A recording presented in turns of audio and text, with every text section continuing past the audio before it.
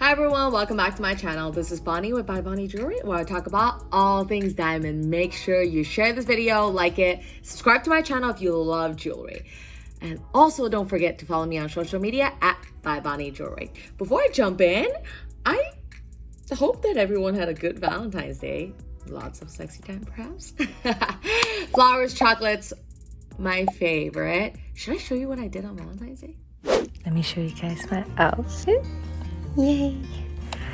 Surprise flowers.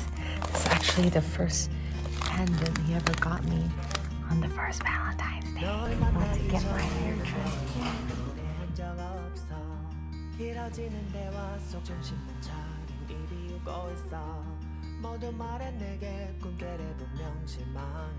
What do you guys think?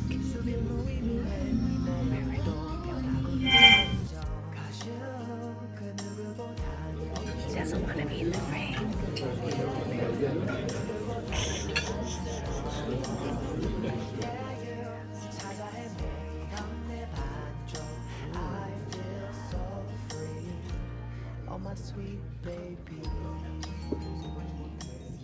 All right, that was fun. So, you got engaged. Now what?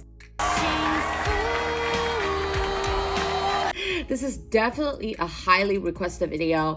People are always asking me, okay, I spent all this years, months, time to build my dream engagement ring. So pretty, by the way. And what do I do now? You know, I have it.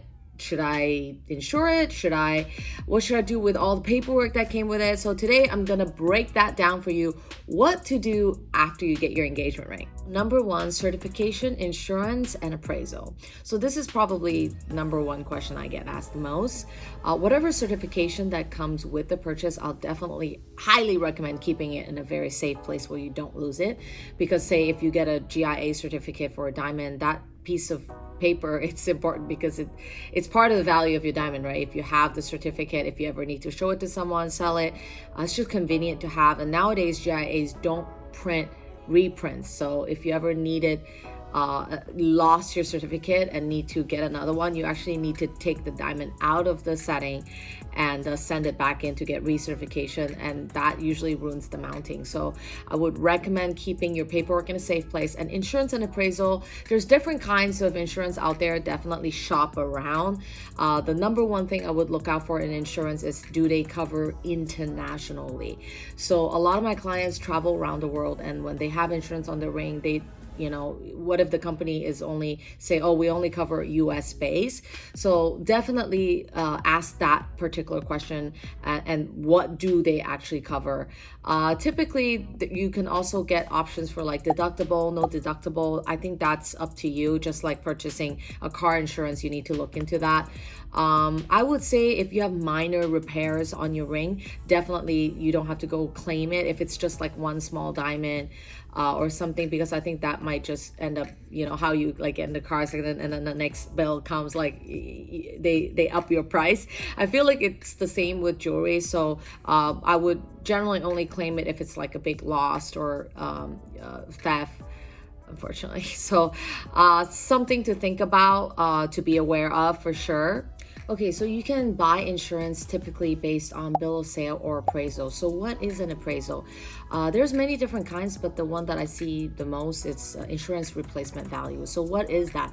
That is basically a method that is used to determine the value that the insurance is going to pay you if the ring is damaged or lost.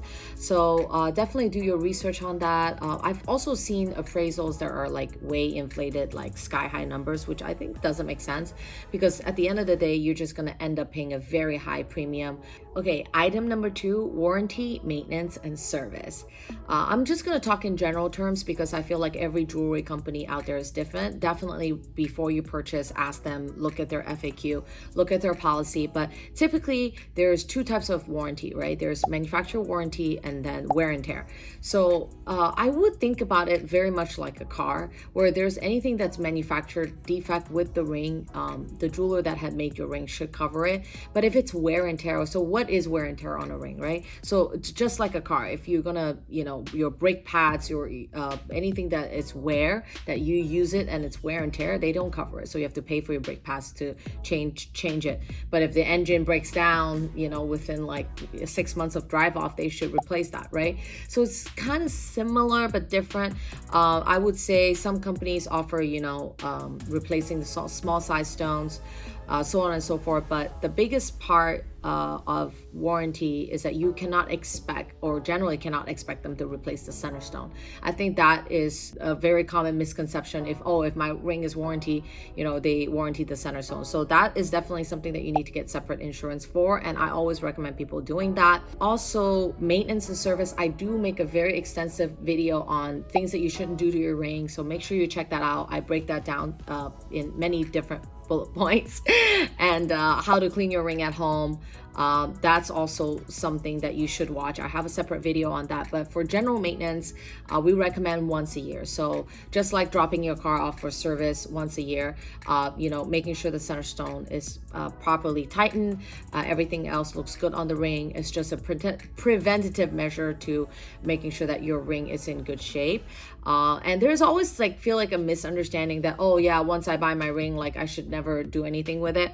I have literally had clients that have worn their ring for 10 plus years, never got a service, never done anything to it, and it's still in good shape depending on how much you wear. And then there will be people that wear for 2 weeks and it's already needing service. So I feel like it's very much depending on your lifestyle, what you do to your ring.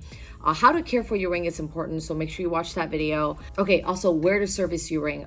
It's pretty standard that you service it with the jeweler that you bought it from, but for if any reason it's not available or it's not close by and you service it locally, just keep in mind that, you know, wherever you service it, because you didn't buy the ring from them, there's limitations on what they, you know, could do to the ring.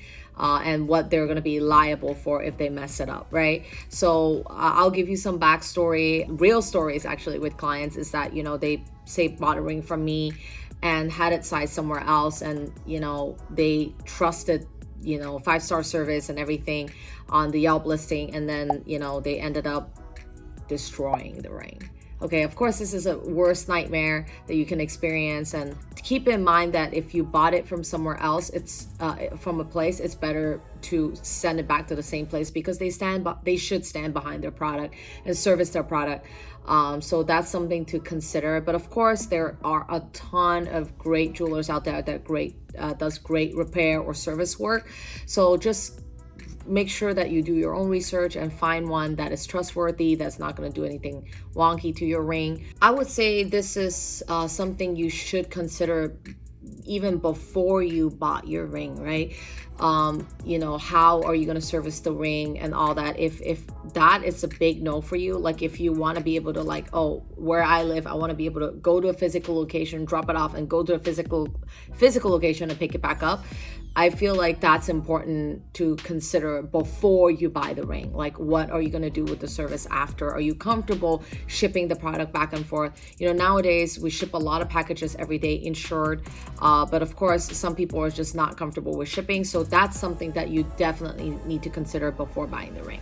Number 3, storage and security. Oh, this is also a really big one, because I teach my clients this a lot. The first thing when my client picks up the ring, the first thing I say to them is start making a habit of where you taking your ring on and off, where you're putting it in your home or wherever, if you have a safe or a secure place for it. Because I teach my clients that, you know, when you're doing certain activities, take your ring off, you know, shower, dishes, cooking, and all that stuff. And of course, where are you going to put it, right? You don't want to lose it. So the first thing I tell my client is practice finding a place, a safe place in your home where you're gonna, you know, either be bedside or a closet or in your safe, that whenever you take the ring off, put it in the same place all the time. Not, oh, I'm gonna take a shower, I'm gonna leave it by the sink. Oh, I'm gonna do the dishes, I'm gonna leave it in the kitchen.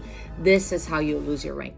So this is a biggest pointer for security and storage is, you know, don't put it in many different places. Assign one spot in the house for it. Also, when you travel. So that's another biggest thing about ring security is people lose rings when they travel.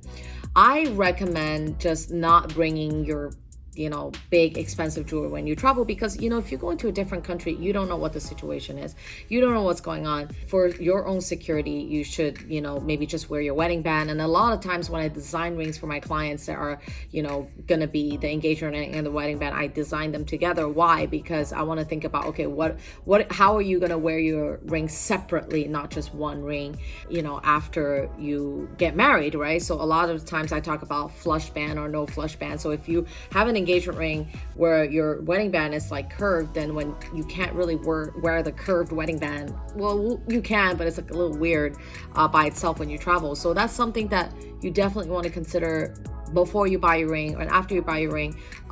Traveling, overhead compartment, pushing a heavy luggage when you travel, that's the number one ring ruining, bending that I see a lot in many different clients. So just be aware of how much weight you're going to be putting on your ring, especially nowadays with all the dainty jewelry and all that being a trend. So be mindful of that. All right, that's it for today's video. I hope you learned a lot. If you have any questions, make sure you leave them in the comment below. Don't forget to follow me on social media at bybonnie jewelry. My ears are always open. I want to hear about what you want to learn about in jewelry. And that's it. I'll see you in my next episode. Bye.